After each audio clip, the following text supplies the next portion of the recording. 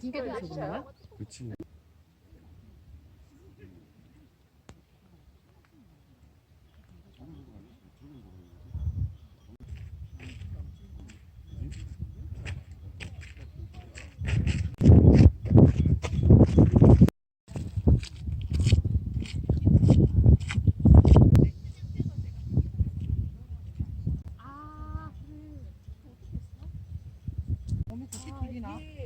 이게 중국에서 중국 그 마켓에 왔는데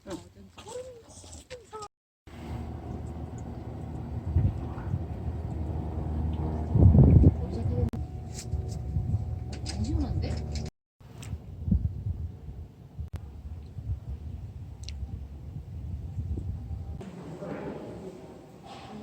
뭐 있으면 저기 당간 뒤에 복원 안 했냐 저렇게 복원하면 있던데.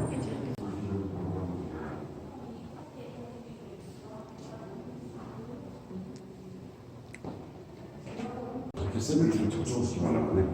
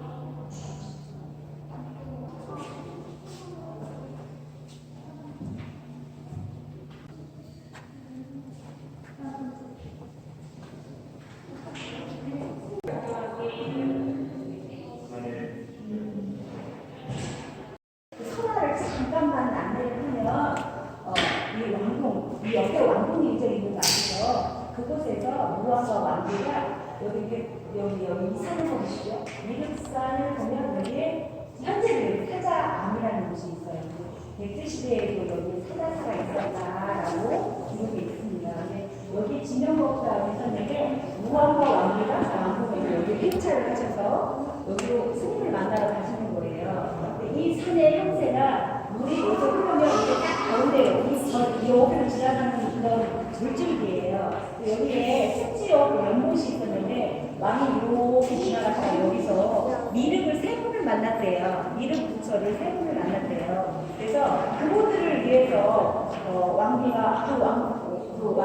왕이 씨가 여기다가 그분들을 위해서 타처를 지으면 어떻겠냐 하고 소원을 말했더니 왕이 그러시다 했는데 여기가 물기가 있다고 그러잖아요. 그럼 건축이 안 되잖아요. 그래서 이분들이 올라가서 그 사장을 여기서 계시는 스님한테 얘기했더니 이 지명법사라는 분이 얼마나 신통력이 있냐면 하룻밤 사이에 평탄지대를 쫙 혼자 밖에 나가시면 그런 모습을 해놓고 사찰을 지을 수 있게 해줬대요. 그래서 여기가 사찰을 지었는데 그 미륵불을 세 분을 만날 때는 한 분마다 이곳에서 말씀을 전파해서 미륵이 원래 미래불이에요. 구원을 하시는 분인데 세상 사람들이 힘들어할 때 저 하늘에 계시다가 내려와서 말씀을 전파하고 백성들을 구원하겠다는 것이 미륵의 경전이거든요. 한 분이 와서 여기 설법하고 백성들이 구제하고 여기서 설법하고 구제하고 여기서 설법하고 구제하고 하라고 세 개의 사찰을 여기가 만들어 놓은 거예요. 그런데 이 전의 구조가 특이하죠. 이 원래 백제시대의 사찰을 보면 탑과 금당과 당당이 하나의 세트예요. 이렇게 있으면 하나의 사찰인데 그 안에는 그게 몇 개가 있냐면 세 개가 있어요. 세 개가 나란히 들어있는 특별한 구조를 하고 있는 사찰이에요. 그래서 이렇게 지어졌는데 여기서 보실 게 탑이 여기가 굉장히 높게 지어졌잖아요. 우리나라에 처음에 들어올 때 탑이 이렇게 목탑의 형태를 띠고 들어왔는데 이렇게 목탑으로 짓다 보니까 이 목탑은 어떤 단점이 있냐면 불에 약해요. 그래서 이게 타서 없어져 버리는 끝이에요. 그래서 여기 익산 사람들이 그러면 여기 미륵산에 화가 많은데 돌로 만들면 되지.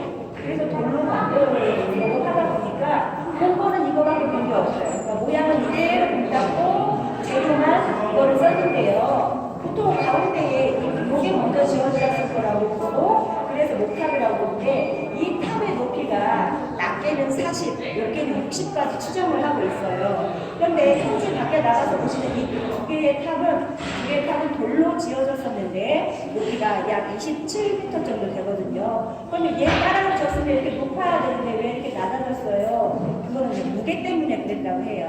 이게 40m, 60m 올라가면 우리 아파트 30층 구조인데 그 돌을 거기까지 그대로 쌓으면 위에서 누르는 힘 때문에 견딜 수가 없대요. 그래서 이렇게 여기 밑에까지 1층만 여기하고 똑같이 지었고요. 여기 2층부터는 갑자기 낮아지고 있어요.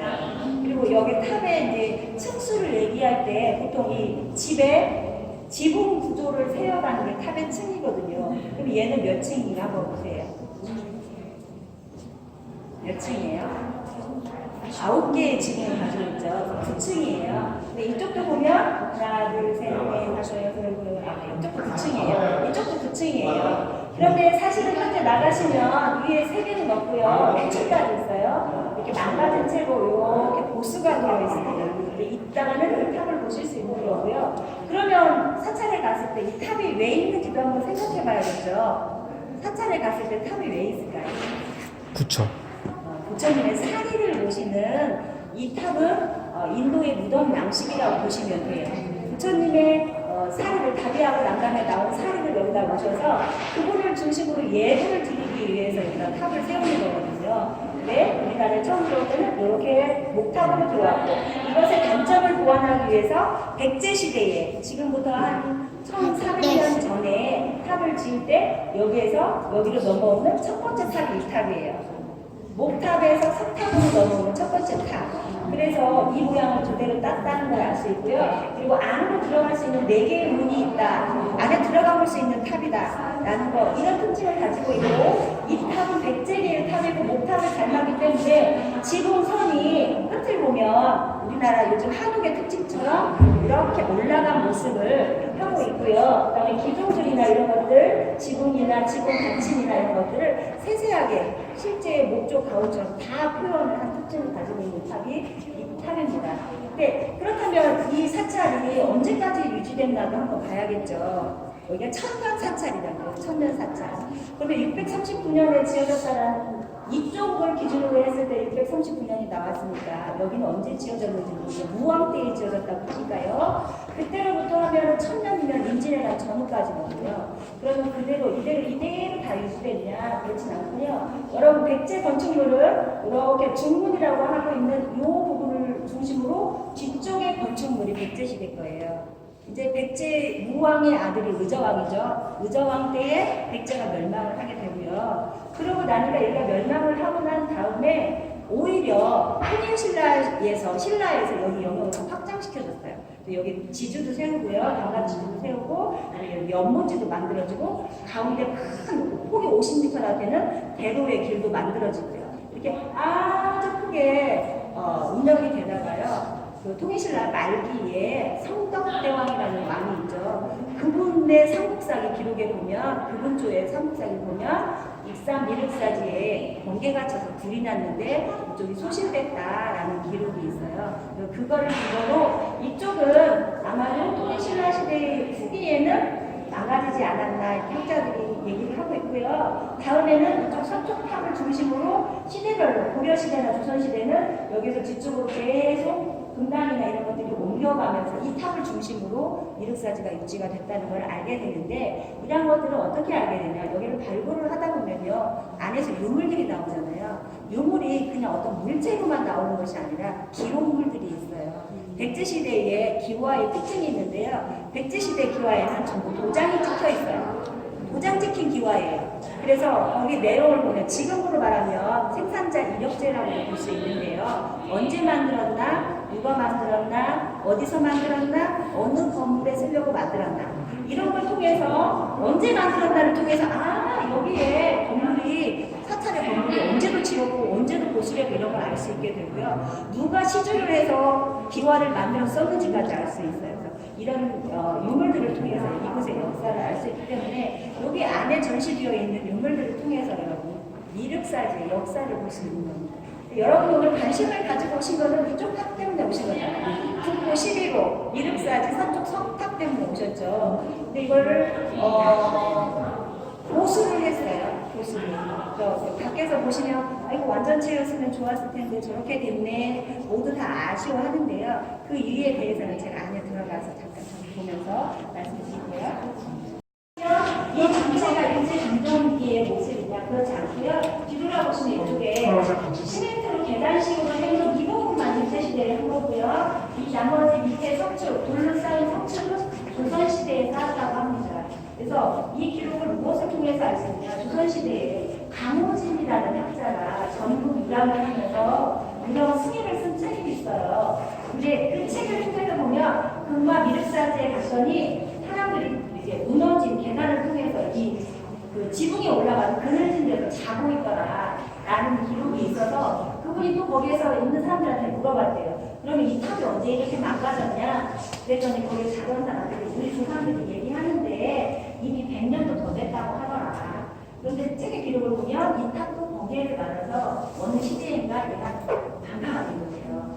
그렇게 됐었는데 무너졌는데 이 부분 조선시대에 보강했어요. 그런데 일제강점기 1917년에 일본들이 와서 보니까 잠깐 지금 명명만 한번 보십시오. 이 사진을 가동하는 건축 자재인 시멘트를 써서 해체 보수를 하지 않았고요. 보강만 했어요. 해체했으면 이번에 우리 해체할 때 나왔던 건물들이 우리 거가 안 될 텐데 그때 해체를 하지 않고 이게 자꾸 뒤로 넘어가고 흩어지고 하니까 이거를 차곡차곡 다 눌러서 시멘트로 보강만 해서 무너지지 않게 해놨는데 이게 시멘트의 수명이냐 60년 정도 된다고 합니다. 60년 지났죠. 그때로부터 지금 많이 지났죠. 그래서 1997년에 이걸 안전진단을 했어요. 왜 하냐면 이 탑은 사람이 안으로 들어갈 수 있는 탑이에요. 여기가 학교 소풍지예요. 여기 오시는 어르신들이 다 하시는 말씀이 나는 이 안에 들어가서 응가도 해봤는데 라고 하시는 분들이 계십니다. 어렸을 때 60년 전에 50년 전에 그랬다고 해요. 그리고 저 어렸을 때도 이 학교에서 소풍으로 여기 안에 들어갔어요. 근데 여기 들어가면 위험하잖아요. 그래서 안전진단을 했더니 이대로는 안 되겠다. 그래서 익산시 문화재청에 붙여서 그러면 이 탑을 해체 보수를 하는데 이렇게 층간 중쪽처럼 할 건가 아니면 여기 뒷꿈치인데 요만큼만 할 건가 아니면 탑이라는 게 비례적인 거니까 여기 6층까지 남아있으니까 여기 6층까지는 요만큼만 할 건가 학술회의를 몇 번을 거쳤는데요. 결론이 나기 전에 여기가 2015년에 세계문화유산에 등재가 돼요. 백제역사문화 유적지고. 그런데 세계문화유산은 그 유적지구에 어떤 새로운 건축물이 들어오는 걸 원하지가 않아요. 왜? 문화유산으로서 유지, 보존되기를 원하는 거예요. 그래서 만약에 여기다가 이런 부분을 갖추기 위해서 새돌이 올라가면 50분간 이상이 지나면 신건축물이 된대요. 문화유산이 안 돼요. 그래서 그때 결정을 하는데 그러면 보수 보강만 하겠다. 그래서 지금 밖에 있는 모양이 되는데 아쉽죠. 거기에는 이유가 세계문화유산이 됐던 이유도 있지만 이 탑이 언제 지금보다 약 1400년 전에 만들어졌습니다. 근데 돌이라는 것도요, 어떤 물체가 바람이나 온도나 이런 비나 눈에 시달리면 풍화가 돼요. 1400년 기다리다 보니까 얘네들이 밑에 있는 돌들이나 위에 있는 돌들을 하나하나 내리면 스캔 다 떴고요. 어떻게 점을 쪼았는지 이런 것들 다 연구를 하고 시간이 많이 걸렸는데 내려보니까 여기 있는 돌들이 힘이 그렇게 많지가 않아요.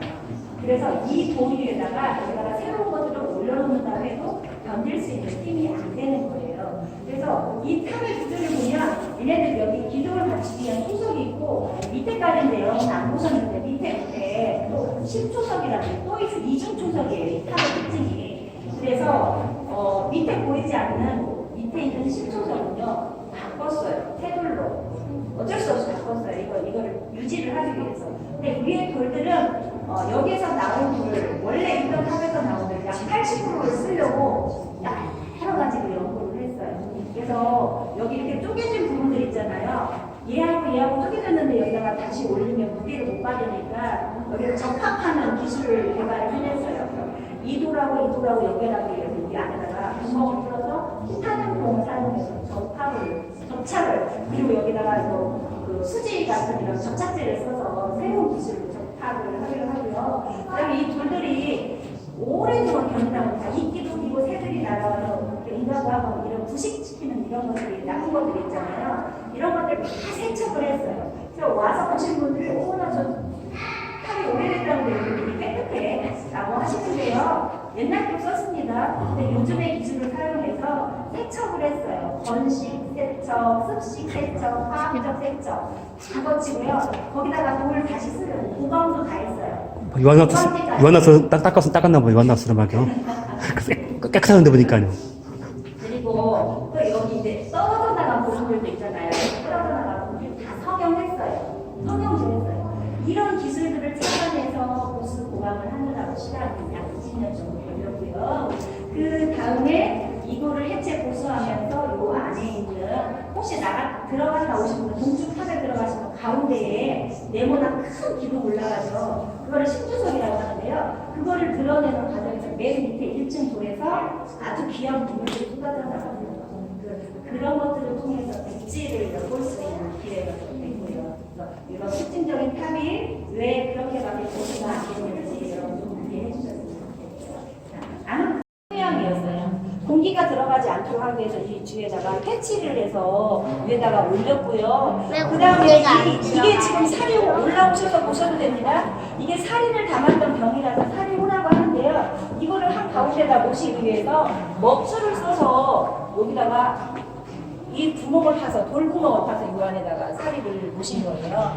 그런데 이 사리를 한 중앙에 모시고 흔들리지 않도록 하기 위해서 보충 요즘 그 택배 오면 중요한 물건 보호하기 위해서 뽁뽁이도 들어가고 막 스티로폼 막 들어가잖아요. 그런 것처럼 넣는데 뭘 넣냐면 유리구슬을 넣었어요. 근데 유리구슬 요즘 우리 친구들 이거 우리 초등학교 다닐 때 이거 할 때 100원에 몇 개 사잖아요. 싸잖아요. 근데요. 이 유리가 백제시대의 유리는 금보다도 귀한 게 유리였어요. 그래서 아주 귀한 것이 이 사리를 장엄하기 위해서 같이 들어간 거죠. 이것뿐만이 아니라 이 안에 합도 들어있었고요. 여기 아주 중요한 거 사리 봉영기라고 하는 게 금판으로 손바닥만한 금판이 여기 뒷면에 있는데 뒤로 한번 들어보세요. 저 알려드릴게요. 자, 여기 이렇게 높여서 받들었어요. 부처님을. 그 다음에 두 번째는 뭐라고 했냐면 이 탑을 누가 만들라고 한다 했는데 여기 이렇게 백제왕 세탁 덕적의 딸이 이거를 각언을 해서 만든다라고 되어 있고요. 그 다음에 언제 세운다고 했냐? 기해년에 세운다. 그런데 우왕 때의 기해년을 찾아보니까 639년이에요. 그래서 이거를 통해서 누가 만들라고 했고 언제 만들었고 왜 만들었고 무엇 때문에 만들었다는 거예요. 맨 마지막에 왜 만드냐면 왕이 건강하게 정치를 계속 할 수 있도록 살펴주시고 백제의 요민들도 평안하게 살 수 있도록 여기가 불국토, 불교의 천국이 이루어져서 백제가 평안하게 해달라고 기원하는 이런 기원문을 써서 여기다가 넣고 탑을 건축해서 부처님을 모시는 거예요. 이런 것들이 나왔는데요. 이 적은 면이 사리공연이요. 금판입니다. 어떻게 되냐면 가로 세로 깊이가 가로 세로가 25cm고요. 깊이가 26.5인데 25를 맞추기 위해서 그랬습니다. 왜냐면 얘가 맨 밑바닥에 들어갈 유리판이에요. 이 유리판이 여기 가운데 있는 이 판이 그러니까 얘가 들어가고 나면 25가 다 맞춰지는 거예요. 그래서 정확하게 25를 맞춰서 그 안에다가 사리를 모셨는데 아까 보충제들이 들어갔던 유리 기술들이 이런 것들이고요. 그 다음에 그 안에 이런 요런 판이 나왔는데요. 아마도 학자들이 뭐라고 하냐면 이게 도량형이었을 거다, 교환을 하는 수단이었을 거다라고 보고 있어요. 근데 특징이 뭐냐면 시주 와서 이제 여기다가 절을 짓는다고 하니까 공양을 하는 거잖아요. 공양자가 자기를 드러내기 위해서 여기다가 글자를 새겨놨어요. 덕분에 우리는 지금 그 시대에 그 백제라는 지역을 어떻게 나눴고 어떤 지기가 있었구나, 금 한 양이 몇 그램이구나 이런 걸 알게 되는데요. 이분이 여기다 이렇게 써놨대요. 중부에 사는 덕솔지를 가진 지수라는 사람이 시주를 한 양 한다, 금 한 양 한다 이렇게 써놨대요. 자, 여기도 하부에 사는 비치부가 그 가족과 함께 시주를 한다 이렇게 써놨대요. 이런 거를 통해서 이 중부라는 거는 백제 시대의 오부오방 체계의 그 체계를 알 수 있고요. 덕솔은 그 시대의 백제의 직위가요 1품에서 6품까지 있는데 덕솔이 4품이에요.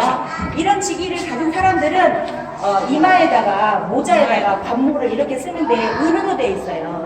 은으로 되어 있는 거는 이런 직위에 있는 사람들이 쓰는 거고, 여러분 무령왕들에서 나온 관모 금장식 보셨죠? 그거는 왕이나 왕족들이 쓰는 것들이었다고 해요. 그래서 이런 것들을 통해서 직위책을 알 수 있고요. 그 다음에 거기서 나온 요즘으로 말하면 우리 요런 거 보석함 정도로 보시면 돼요. 이게 보석함. 여기다가 보석을 담아가지고 받친 거예요. 근데 여기에 들어왔던 보석이 이쪽 뒷면이나 이런 호박이나 이런 것들이 들어간 거, 유리가 들어간 거 다 이해가 되는데요. 요거를 보셔야 돼요. 이거 하얀색 이게 뭘까를 보셔야 되는데요. 여러분 이게 뭐로 보이세요? 백금. 백금. 남자분들은 보통 은단. 근데 은단 아니고요. 진주예요, 진주. 근데 이게 몇백 과가 나와요. 저 안에서 몇백 과. 근데 탑에서 진주가 나오는 일이 드물답니다. 그러니까요. 네. 근데 진주가 나왔어요.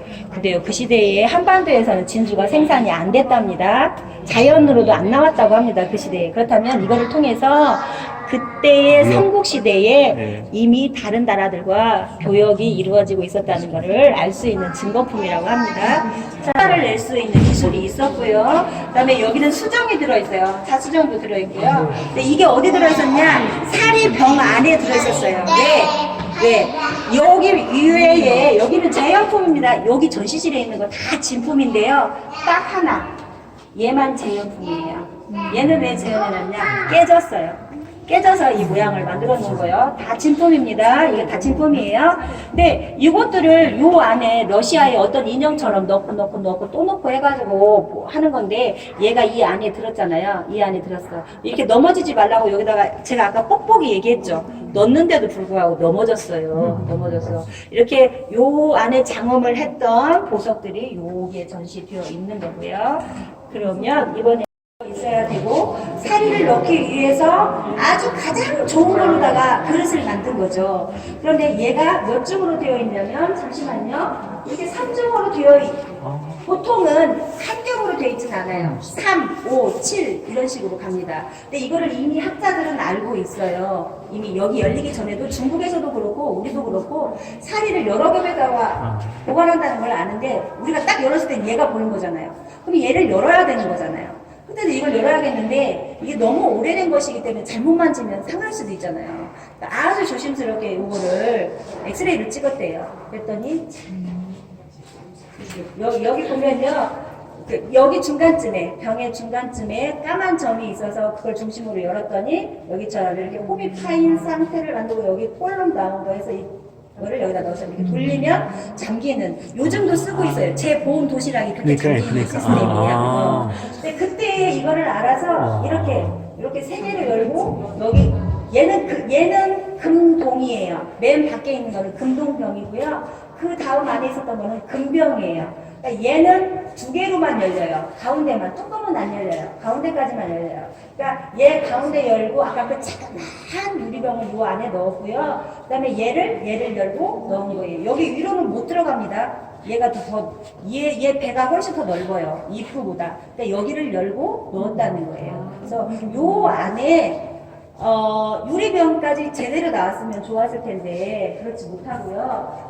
다 열었을 때 얘가 이 병 안에서 깨진 채로, 금병 안에서 깨진 채로 나왔어요. 그러니까 사리가 어디서 나왔냐면 금병 안에서 나온 거죠. 왜? 유리병이 깨졌으니까. 그런데 여기서 나온 사리를 보니까 요렇게 십상가가 나왔어요. 요 안에서 요렇게 나왔는데 학자들이 이걸 다 사리로 인정을 하고 있습니다. 근데 어떤 학자는 이 가운데, 맨 가운데 아주 작았잖아요, 병이. 입구가 요거 하나밖에 들어가지 못한대요, 입구가. 그래서 진짜는 요거 하나이지 않겠냐라고 보시는 학자도 있는데요. 이거 이제 종교적인 문제니까 이게 다 진실 사리로 인정을 하는 거고. 고려시대, 조선시대까지 가야 돼요. 조선 임진왜란 전후까지. 이쪽 벽면에 있는 것들은요, 백제시대의 유물들이에요. 근데 백제시대의 유물 중에서 이런 회백색의 그릇도 중요하지만, 미륵사지에서 중요한 거는 이거 풍탁이에요. 금동 풍탁. 요거가요, 동쪽에 있는 탑지에서 발굴이 되어가지고, 현재 동쪽 공원에 있는 탑의 그 옥계석 끝에는 이 풍탁을 다 달아놨어요. 그래서 바람이 불면 소리가 나서 아 바람도 존재하는 거구나 라는 걸 알려주는 풍탁이 이 모양으로 달려 있습니다. 자, 그리고 북쪽에도 승당이 굉장히 크게 있어요. 그래서 스님들이 생활을 하려면 생활 도구가 필요한데 이런 것들이 다 간장병인지 아니면 무슨 꿀단지인가요? 다른 단지인지 이런 것들이 많이 사용되고 있고요. 특히 이 등잔이 많이 나오는데 그만큼 그분들이 공부를 한자잖아요. 그래서 얼마나 힘들었겠어요. 그거 한자 다 외우려면 공부 많이 했겠죠. 자, 요런 것들이 많이 나오고 있고 또 눈여겨볼 거는 요겁니다. 이거 백색으로 되어 있는데 여기 뭐라고 써있냐면 남성용 병기. 남자는 쓸 수 있어. 여자는 못 써요. 그렇죠. 여자는 어디다 썼을까? 근데요, 왕궁 유적지 가보셨습니까? 왕궁 유적지에 가면요, 변기, 토기로 되어 있는 변기가 있습니다. 요즘 아이들 배변 연습 시킬 때 넣었다 뺐다 하는 것처럼요, 그것이 그 시대의 변기가 거기 대형 화장실로 나왔습니다. 그리고 또 남성용 변기가 왕이 썼던 거는요, 요거 말고도 관동리, 부여 유적지에서 나온 거 보면 호랑이 새끼 모양이 엎드려 있는데 입만 여기처럼 입 벌리고 있는 옆구리에 손잡이 달렸어. 왕이 보면 신라는 막 들고 쫓아가요. 호자라는 남성용 병기가 또 따로 있었는데 이곳에서는 이게 나왔다. 이게 지금 시대가 언제예요? 통일신라 시대예요. 쓰던 게 아니라 인도에서 쓰던 거예요. 기후 때문에 쓰기 시작했는데 어떤 뭐 해충 퇴치용으로 썼지만 부처님이 입적하신 다음에는 그 장엄하는 그런 도구로서 사용이 됐대요. 향으로서. 근데 우리나라에 불교가 들어오면서 향료도 같이 들어온 거죠. 근데 우리가 요즘 생각하는 여러분 젊으신 분들 제사 지낼 때 쓰는 스틱 생각하시면 안 되고요.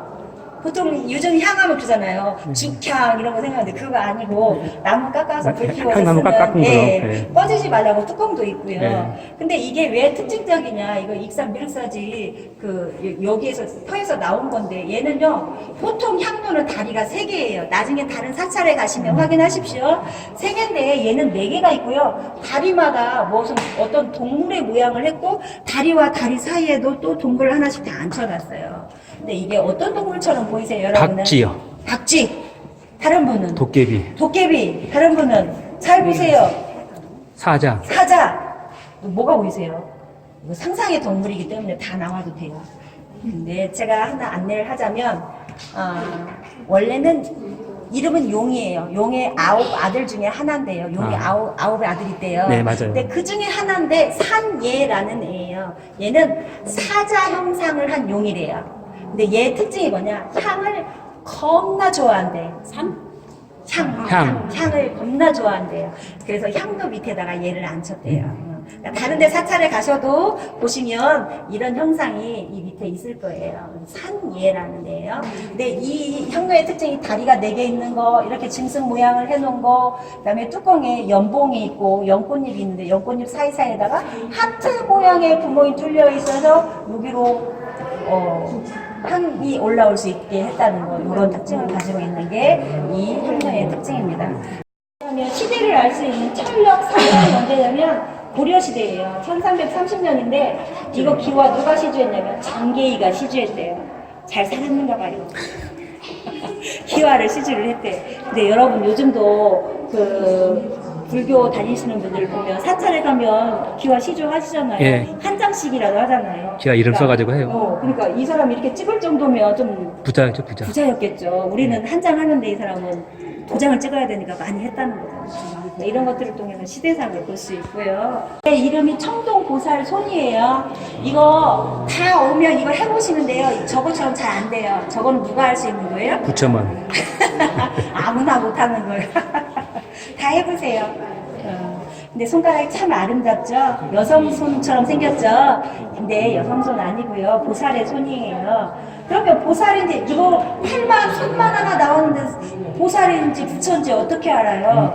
팔찌. 근데요, 보살의 특징이요. 우리나라에서 만드는 불상들 특징이 보살은 이렇게 영락 장식들을 많이 하고요. 부처님은 장식을 안 하는 게 특징이라고 합니다. 그래서 이 영락 장식을 통해서 이게 보살손이라고 이름이 지어졌고, 그 다음에 여기 보시면 손금이 아주 깊게 파여서 길게 갔어요. 그러니까 여기 오신 분들이 오래 살았겠네 라고 얘기를 하시는데요. 이거는요, 수명을 얘기하는 게 아니라 이 보살이 얼만큼 수련을 했는지를 나타내는 수레바퀴 자국이래요. 수레바퀴 자국. 그만큼 돌을 많이 닦았다는 얘기예요. 그리고 이렇게 손가락이 예쁜 이유는 원래 부처님이 돌아가실 때 그분도 예수님처럼 상을 만들지 말아라 이렇게 얘기를 했었다고 합니다. 그래서 부처님이 입적하시고 나서도 500년 동안은 불상이 없었어. 그러니까 뭐를 중심으로 예불을 드렸어요? 탑을 중심으로 예불을 드렸어요. 근데 인간이 보니까 그쪽에 로마 쪽 이런 데 보니까 신을 다 상으로 만들어 놓고 막 모시네. 우리도 만들어야지.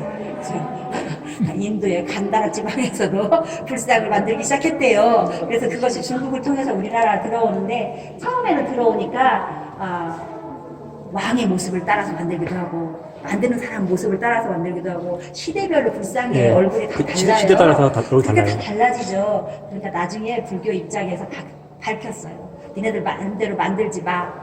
32길싹이라는 법을 만들어서 머리는 어떻게 만들고 얼굴은 어떻게 만들고 어깨는 어떻게 하고 가슴은 어떻게 하고 발은 어떻게 하고 손 모양은 가늘고 이쁘게 만들어.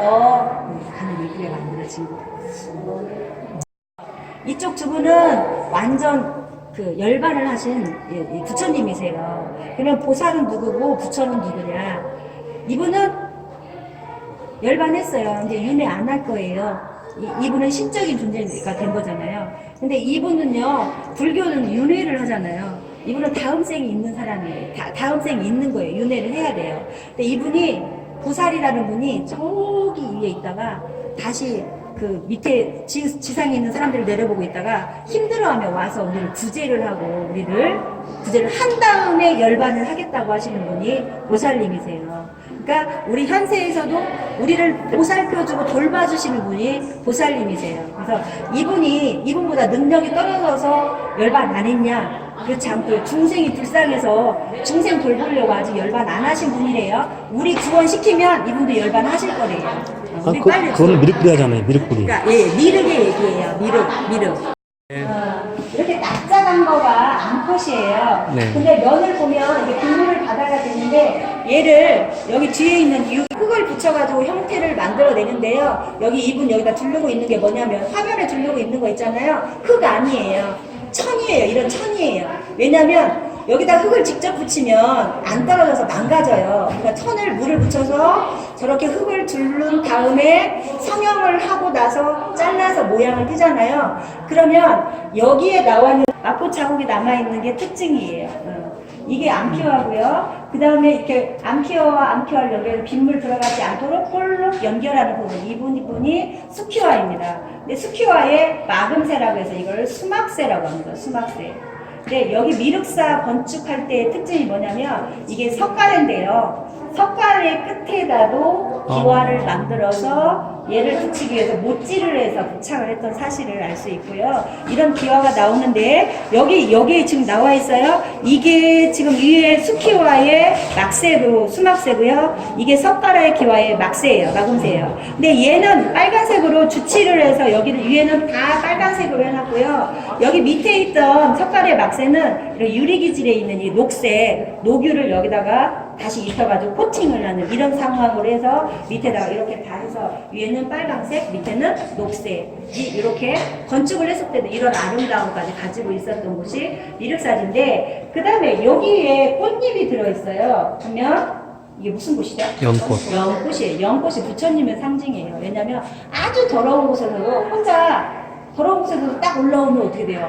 다 털어내고 구정물 다 털어내고 예쁘잖아요 얘가. 그래서 부처님을 상징하는데 이 미륵사지 수막새의 특징이 연꽃잎이 6장이라는 거예요. 그러니까 미륵사지가 아까 그 모형에서 보셨듯이 굉장히 큰 규모로 지어지잖아요.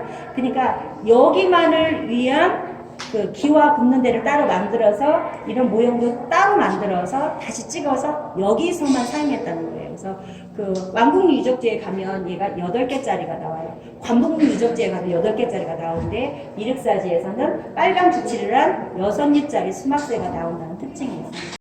이게 왕궁이나 관북리 유적지 이런 데서 나오는 특징이 있는 거예요. 자, 여기서 보시면 요렇게 조금 부드러우면서도 단조로우면서도 그러면서도 아름다움을 나타내기 위해서 여기 안에 다 하트들이 들어가 있어요. 이렇게 있어요. 그런데 이제 여기는 이제 통일신라 시대예요. 문양이 확 바뀌었어요. 같은 연꽃을 하는데도요, 요렇게 세세하게 다시 표시를 했고, 요렇게 세세하게 표시를 했어요. 그리고 여기에서는 암막새가 이 암키와의 막새가 발굴이 안 돼서 전시를 안 하는 거고요. 여기 통일신라 시대부터는 암막새도 이렇게 인동 당초의 무늬가 넝쿨 무늬가 들어간다라는 걸 보시면 되고, 여기 이제 고려시대인데 여기는 특징적이게 상징이 들어가 있어요. 이게 뭐로 보이세요?